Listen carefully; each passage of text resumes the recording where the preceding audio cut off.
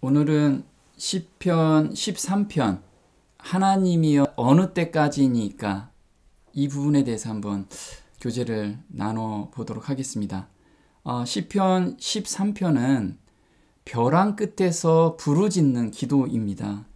우리가 인생을 살면서 정말 벼랑 끝에 다들 서 있는 그런 경험들을 하고 있죠. 근데 다윗은 이때 벼랑 끝에 서 있는데 하나님도 보이지 않고 또 자신의 처한 상황이 사람의 어떤 지혜와 지식으로는 도저히 풀 수 없는 그런 상황에서 오늘 시를 쓰게 된 겁니다. 근데 오늘 시는 구절이 6구절, 6구절밖에 안 됩니다. 그런데 우리가 어떤 상황에서 어떻게 기도를 해야 되는지 그 부분을 우리한테 명확하게 제시를 해주는 아주 좋은 시죠. 시편 13편의 구조를 보면요. 첫 번째, 하나님께 자기 마음을 막 토로하는데 항의하는 토로를 합니다. 이게 1절에서 2절인데요. 여호와여 어느 때까지니까 나를 영영히 잊으시나이까 주의 얼굴을 나에게서 언제까지 숨기시겠나이까. 그래서 지금 다윗은 하나님이 보이지가 않는 거예요. 계속 기도를 하고 있는데 이 상황에서 벗어날 기미도 안 보이고 하나님도 안 보이는 이런 아주 답답한 마음으로 이 기도를 하고 있는 거예요. 내가 나의 영혼에 경영하고 종일토록 마음에 근심하기를 어느 때까지 하오며 내 원수가 나를 쳐서 자긍하기를 어느 때까지 하리이까. 그렇게 토로를 하다 보니까 이제 간절한 기도가 나오기 시작해요. 자기가 더 이상 자기 힘으로 한 발자국도 나갈 수 없는 그 상황이 막닥들이다 보니까 간절한 기도가 나오죠. 여호와 내 하나님이여 나를 생각하사 응답하시고 나의 눈을 밝히소서. 두렵건대 내가 사망에 잠을 잘까 하오며 두렵건대 나의 원수가 이르기를 내가 저를 이기었다 할까 하오며 내가 요동될 때 나의 대적들이 기뻐할까 하나이다. 얼마나 지금 마음이 힘들고 답답했으면 내가 사망에 잠을 잘까 하오며, 그래서 죽을 것 같다는 거예요. 지금 내 마음이 정말 죽을 것 같습니다 하나님, 이렇게 계속해서 토로합니다. 근데 놀랍게도 5절 6절에는 나는 오직 주의 인자하심을 의뢰하였사오니 내 마음은 주의 구원을 기뻐하리이다. 이제 구원을 맛보게 돼요. 하나님의 구원을. 그 구원의 근거는 하나님의 그 인자하심에 의뢰할 때, 온전히 내가 맡겼을 때 그 마음에서 평안함을 얻을 수 있다라는 간증으로서 이 시를 쓰게 된 거죠. 내가 여호와를 찬송하리니 이는 나를 후대하심이로다. 그래서 핵심은 이렇게 나와요. 1절, 2절에 어느 때까지니까 이 탄식을 쓰는 것이 2절에 4번 나옵니다. 그러니까 얼마나 답답한 감정으로 이 시를 쓰고 있는지. 그리고 3, 4절의 핵심은 응답하시고 나의 눈을 밝히소서. 나의 그 지금 답답한 것에서 휘장 뒤에 일어나는 일들을 저한테 보여주세요. 지금 이렇게 부르짖고 있습니다. 그리고 5절, 6절에서는 주의 인자심을 의뢰하다 보니 그 마음을, 우리는 하나님을 의뢰하고 의지하고 싶은데 마음에서 계속 의심이 생기잖아요. 그런데 이 마음을 계속 토로하고 나서 하나님께서 그 마음을 주신 거예요. 의뢰하는 마음. 그래서 우리가 믿음도 하나님께서 주시지 않으면 정말 온전한 믿음 가운데 설 수가 없다라는 거예요. 그래서 이렇게 하나님께서 주신 마음으로 평안한 가운데 가다 보니 찬송이 그 입가에서 절로 나온다는 거죠. 그럼 여기서 1절, 2절에서는 정말 답답한 마음에서 5절, 6절 여기에선 찬송이 나오는 이 변화된 마음, 이 짧은 시에서 정말 하나님의 구원을 맛보는 그런 경험 가운데로 들어간 것을 저희한테 보여주고 있습니다. 그래서 1절 2절에는 원수로부터 매일 당하는 핍박으로 절망 가운데 있는 상태를 나타내 주는데, 이 원수가 내적 외적 원수라는 거예요. 우리가 외적으로도 엄청난 환경 안에 우리가 들어가 있습니다. 사단이 쳐놓은 덫에 우리가 항상 들어가 있고요. 근데 내적인 감정도 들어가 있죠. 내적에서도 죄나 세상 안에 세상을 좋아하는 마음에 짓눌리는 그런 마음들, 이런 마음들을 토로하는 내용이고요. 3절 4절에서는 지금 계단으로 올라가고 있습니다. 하나님이 도와주시길 매일 간절히 기도하고 있는 단계예요. 그래서 하나님께서는 이 환경으로 우리를 인도하신 것은 간절한 기도를 하게 만드시는 거예요, 지금. 그래서 지금 우리 상황이 너무 답답하고 앞이 안 보이는 상황이라면 하나님께서 기도로 인도하고 계심을, 그 기도로 인도하시는 이유는 뭐냐면 마침내는 새로운 분량의 믿음과 소망, 새로운 분량이라고 그랬어요. 우리를 믿음에서 자라나게 하기 위한 그 목적으로 우리를 지금 이런 상황으로 인도하고 계신다는 거예요. 그래서 소망 안에서 자신의 기도가 응답되었음을 깨닫게 된 상태가 5절 6절입니다. 그럼 한 절씩 한번 보도록 할게요. 더 이상 길이 없는 낭떠러지에 서 있는 심정에서 시를 쓰고 있다. 지금 이 사람은 자기 생각으로 또는 어떤 힘든 가운데서 어렵게 왔어요. 참고 왔는데 더 이상 길이 없는 거예요. 이 절박한 상황에서 시편 13편을 한번 우리가 읽어보면 다윗의 심정을 조금이나마 이해할 수가 있습니다. 첫 번째, 여호와여 어느 때까지니까 나를 영영히 잊으시나이까. 그래서 첫 번째 어느 때까지니까 이렇게 부르짖죠. 우리가 하나님 언제까지 이 고통 가운데 제가 있어야 되나요? 하나님, 우리가 항상 그런 기도 많이 하죠. 답답할 때. 지금 다윗이 첫 번째 답답함을 토로하고 있어요. 그건 뭐냐면 영영히 잊으시나이까. 그래서 자기 생각에는 하나님이 자기를 잊어버렸다고 생각을 해요. 하나님이 나를 더 이상 돌아보지 않는구나. 이 생각 가운데까지 간 거예요. 왜냐하면 자기가 가고 참고 인내로서 계속 갔는데 하나님이 안 보이는 거예요. 그 상태까지 간 마음이죠. 다윗은 자신이 지금 당하는 고난이 끊임없이 계속될 것으로 보였다. 이 부르짖음은 오랫동안 아무 불평 없이 고난을 참아오다가 마침내 자신이 더 이상 고난을 감당할 수 없는 지점에 이르렀다고 생각했을 때 나오는 자연스러운 부르짖음이다. 우리 그리스도인들은 잘 참죠. 참고 또 참고 이 상황에서 참고 참았는데 더 이상 내 인간으로서는 도저히 참을 수 없는 그 상황, 거기까지 지금 낭떠러지에 딱 서 있는 모습이에요. 거기서 울부짖는 그 마음 저 밑에서 울부짖는 그 소리가 지금 들리시나요?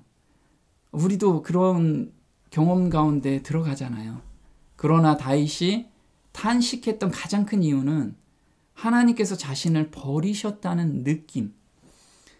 우리가 그런 느낌들 많이 받죠. 나는 그래도 신앙생활 한다고 참고 왔는데 더 이상 길이 없는데 하나님도 안 보여. 그 상황입니다. 두 번째, 언제까지니까 이 두 번째 부르짖는 거는 지금 다윗이 복합적인 감정이 계속 쌓여 있는 거예요. 주의 얼굴을 나에게서 언제까지 숨기시겠나이까. 그래서 하나님의 얼굴을 지금 계속 하나님의 모습을 그리고 하나님의 그 사랑을 경험하고 싶은데 안 보이는 거예요. 계속 하나님의 얼굴을 그에게 숨기셨다고 지금 생각하고 있죠. 근데 언제 숨기냐? 신명기 31장 18절에 그들이 다른 신들에게로 돌이켜 행할 그 모든 악행들로 인하여 내가 그날에 반드시 내 얼굴을 감추리라. 하나님께서 얼굴을 감출 때는 내가 죄 가운데 있을 때, 그때라는 거예요. 그래서 다윗은 마음속으로 그럼 내가 하나님께 토로하지 않은 죄가 뭐가 있는가, 이걸 다시 한번 계속 돌아보게 되는 거예요. 우리도 마찬가지겠죠. 하나님이 안 보일 때는 내가 어떤 죄에 지금 죄를 가지고 있지 않는가, 붙들고 있지 않은가, 이걸 계속 생각하게 하나님께서 만들고 계시는 거죠. 인도하고 계시는 거예요. 우리 엘리야가 이렇게 기도를 하죠. 왕상 18장 42절에 엘리야가 갈멜산 꼭대기로 올라가서 땅에 꿇어 엎드려 그 얼굴을 무릎 사이에 놓고 그 사환에게 이르되 올라가 바다편을 바라보라. 저가 올라가 바라보고 고하되 아무것도 없나이다. 가로되 7번까지 다시 가라. 조금 후에 구름과 바람이 일어나서 하늘이 캄캄하여지며 큰 비가 내리는지라. 정말 맑은 하늘이었는데 구름 한 점이 없어요. 그럼 비가 올 가능성이 제로였다는 게 제로. 그런데 엘리야는 하나님의 약속을 믿고 지금 기도를 하고 있어요. 근데 기도를 하는데 참 신기한 모습이 그 얼굴을 무릎 사이에 놓고 기도를 했어요. 땅에 엎드려서 기도하는 것까진 괜찮은데 무릎 사이에 얼굴을 대었다는 것은 엄청난 간절함으로 지금 기도를 하고 있는 거예요. 엄청난 간절함으로. 근데 이 간절한 기도를 그 사환한테 7번까지 왔다 갔다 하라고 얘기를 합니다. 그럼 7번이라는 게 우리가 완전수잖아요. 완전수. 뭐에 대한 완전이야 이거죠. 뭐에 대한 완전. 엘리야는 그 영광을 자기가 취하지 않은 상태에 이를 때까지 스스로 마음을 낮추었다. 이것이 주께서 기도를 들으실 수 있는 상태이다. 왜냐하면 그렇게 되었을 때 우리가 하나님을 찬양할 것이기 때문이다. 그래서 엘리야가 만약에 기도 한두 번 했는데 비가 왔어요. 그러면 엘리야 마음속에 역시 나는 의인이구나. 하나님께서 내 기도를 언제든지 다 들어주시는구나. 이 교만함, 자만함이 올라올까 봐. 하나님께서는 그 자만함이 올라오면 엘리야가 믿음에서 떨어지기 때문에 엘리야를 위해서 자기가 한 게 하나도 없다라는 것을 경험할 수 있게끔, 그 마음 상태가 그 밑에까지 내려갈 수 있게끔 하나님께서 계속 비를 안 내려주신 거예요. 그게 7번 완전하게 자아 굴복이 될 때까지 하나님께서 우리를 지금도 그렇게 인도하고 계시는 거예요. 내 기도는 왜 이렇게 안 들어주세요 하나님? 그러면 하나님께서 받을 수 있는 그릇이 될 때까지 계속해서 그 환경을 이끌어가고 계신다는 거죠. 그의 기도가 응답되었다는 증표가 나타나기를 주의 깊이 살펴보고 있는 동안 엘리야는 어디에서 그가 하나님께 영광을 돌리지 않았는지를 알아보기 위하여 계속해서 그의 생애를 돌이켜보고 죄를 고백하면서 그의 영혼을 괴롭게 하였다. 그가 자아를 완전히 포기하는 지점에 이르렀을 때에, 그리고 일면 그의 유일한 힘이요 의가 되시는 구주께 전적으로 매어 달렸을 때 응답이 이르러 왔다. 그래서 응답이 오는 시점이 있다는 거예요. 우리는 정말 물이 100도씨에서 끓듯이 우리가 그 하나님의 우리 기도의 응답을 받을 수 있는 그 상태까지 갈 때까지 하나님께서는 계속해서 그 환경을 허락해 하신다는 거. 그래서 여기서 자기 생일 돌아보면서 고백하지 않은 죄가 있는지 계속해서 돌아봤다는 거예요. 그 중에 하나가 하나님께 영광을 돌리지 않았던 것이 무엇인가? 자기 스스로를 취한 게 무엇인가? 스스로 영광을 취한 게 무엇인가? 이걸 우리도 한번 돌아보라는 게 계속해서 응답이 아직 안 왔다라고 하면. 자, 세 번째 어느 때까지니까 이거는 영혼에 경영하고 종일토록 마음에 근심하기를.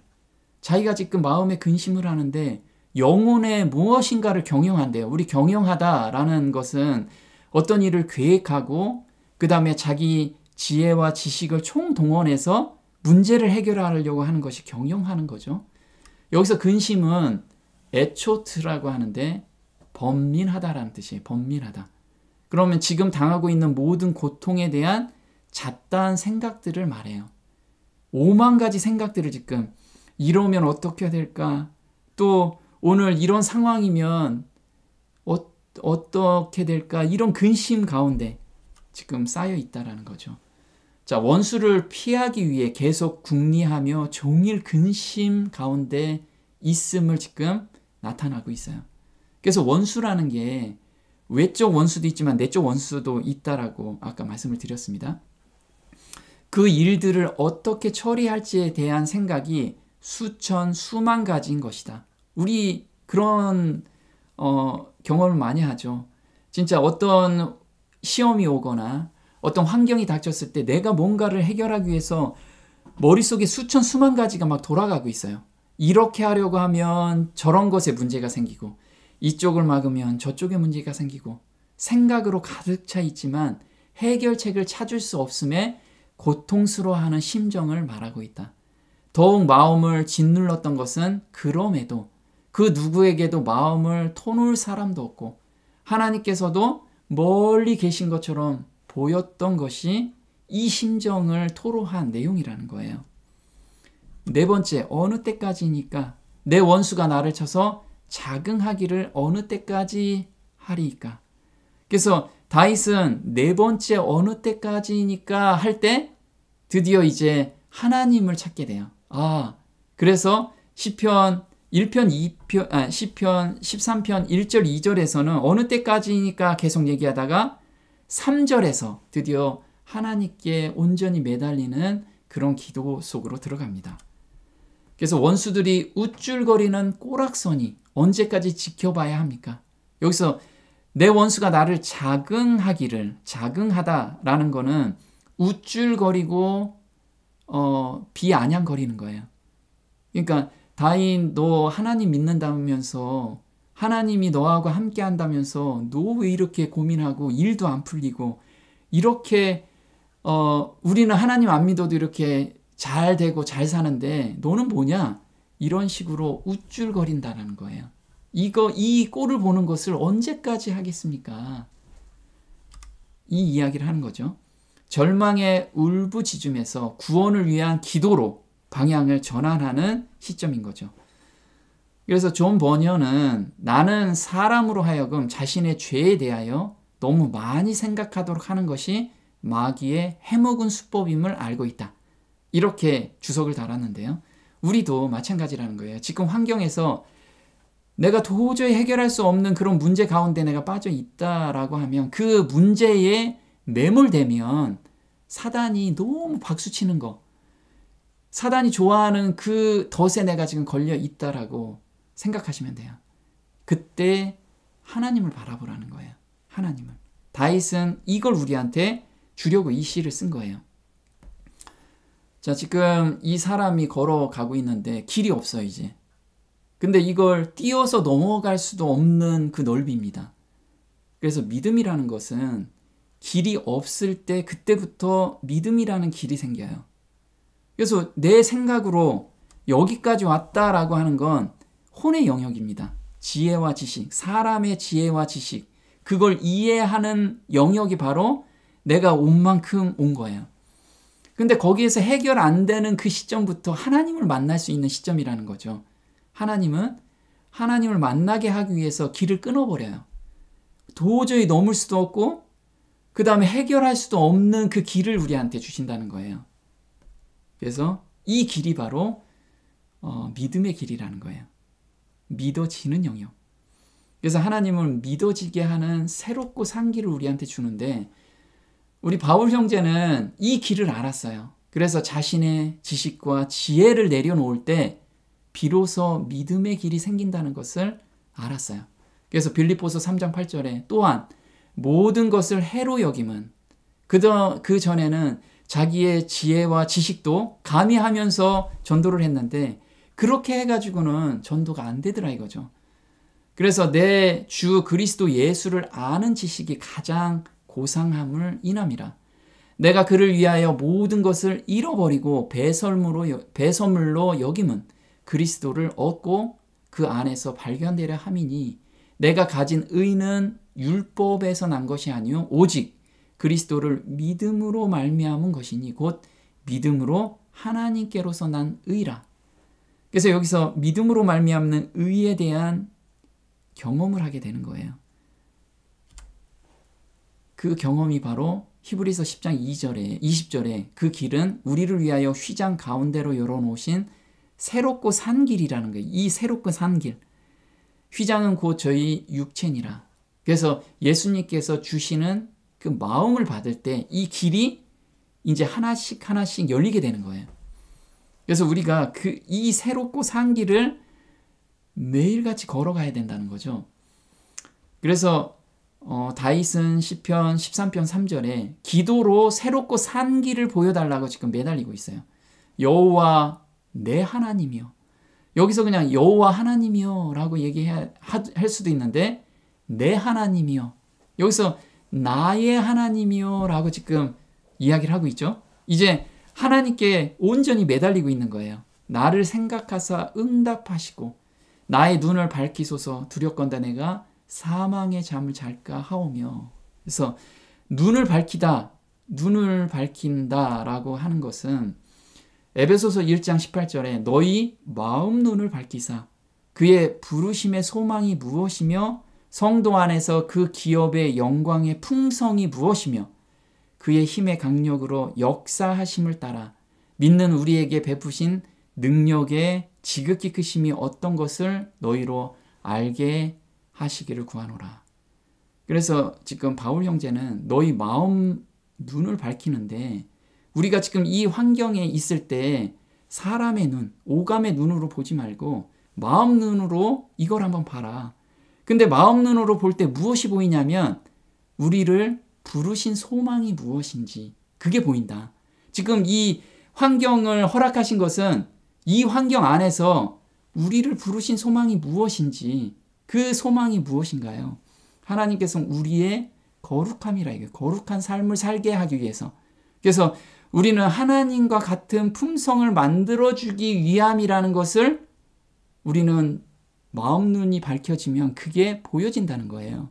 아, 그래서 내가 버려야 될 게 이런 거구나 라는 것을 알게 되는 거죠. 그리고 또 보아야 될 게 무엇이냐면 성도 안에서 그 기업의 영광의 풍성이 무엇인지를 봐야 된다는 거예요. 우리한테 앞으로 주실 기업이 얼마나 큰 건지 그것을 우리가 한번 생각해 보자는 거죠. 우리는 왕과 제사장으로서 부름을 받았어요. 그리고 영원히 우리한테 주신 그 기업이 얼마나 큰 건지 우리는 정말 왕으로서 우주 거민들을 통치하는 그런 우리 기업을 주셨죠. 그래서 거기에 맞게끔 우리가 이 땅에서 지금 훈련을 받고 있다라는 것을 그런데 놀랍게도 그의 힘의 강력으로 역사하신대요. 우리 마음에. 그래서 그분께서 해결해 주신다는 거예요. 이거를. 그래서 우리는 이 마음 문을 밝혀주시기를 매달려야 돼. 계속해서. 이 마음 문이 밝혀지지 않으면 다윗은 사망의 잠을 잘까 하온다고 지금 이야기를 해요. 사망의 잠이라는 게 두 가지가 있죠. 하나는 육신적인 잠이에요. 근심 때문에 극도로 악화된 다윗의 건강 상태를 보여주고 있다. 즉 다윗은 죽음 가까이에 있었던 것이다. 우리 어떤 고민과 고통 가운데 있으면 정말 죽음 직전까지 가죠. 어떤 분은 죽을 수도 있죠. 이런 상태까지 간 거예요. 또 하나는 영적인 상태라는 거예요. 영적인 죽음을 뜻하는데 다윗이 지금 겪고 있는 삶의 무게와 고통이 죽음을 느끼게 할 만큼 무겁고 힘들다는 의미다. 또한 다윗은 이러한 암울한 상태가 계속되면 하나님에 대한 신앙이 흔들리고 급기야 하나님과의 관계가 단절되어서 하나님이 없는 삶을 사는 영적인 죽음의 상태에 이를까 두려워하고 있다는 거죠. 그래서 우리도 계속해서 기도를 하는데 응답을 안 해주세요. 근데 마음 문이 열리지 않은 상태라면 하나님을 불신하게 되는 거기까지 빠지는 경우가 있다라는 거예요. 그래서 내 맘대로 살다가 세상에 그냥 빠지게 된다는 거죠. 다윗은 여기에서 자기도 그렇게 빠질까봐 두려움 가운데 이 기도를 지금 하고 있다라는 거예요. 네. 그 다음 절부터는 다음 시간에 하도록 하겠습니다. 기도하겠습니다. 하늘에 계신 우리 아버지, 우리는 매 환경마다 정말 저희가 이해할 수 없는 환경을 접하게 됩니다. 그럴 때 마음 문이 열리지 않을 때면 하나님을 원망하고 또 하나님이 없다라는 불신 가운데 빠지는 위험이 있습니다. 다윗은 그런 가운데서 하나님께서 자기를 보호하시고 또 인도하심을 믿으면서 그렇게 되지 않기를 간절히 기도하는 것을 보게 됩니다. 저희도 그런 환경 가운데서도 하나님의 그 끝없는 사랑을 저희가 믿고 오늘을 걸어갈 수 있도록 저희 삶을 인도해 주시기를 간절히 바라오며 이 모든 것 우리 주 예수님의 이름으로 감사하며 기도드립니다. 아멘.